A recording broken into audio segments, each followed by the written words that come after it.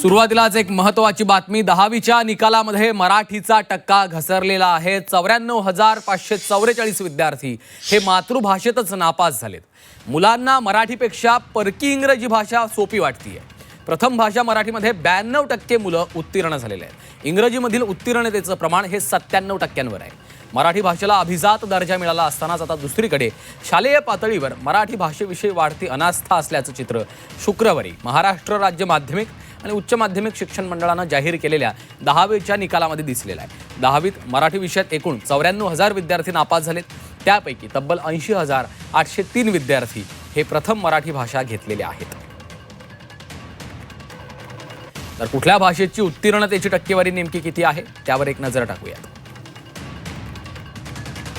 मराठी 92.59%, हिंदीमध्ये 89.69%, इंग्रजीमध्ये 97.88%, गुजराती 100%, संस्कृत 99.21%। तर 10वीच्या या परीक्षेमध्ये 94,000 मुलं हे मातृभाषेमध्येच नापास झालेले आहेत। त्यामुळं आपल्या माय मराठीविषयी, आपल्या मातृभाषेविषयी असलेली कमालीची अनास्था यामधनं पुन्हा एकदा समोर येताना दिसते।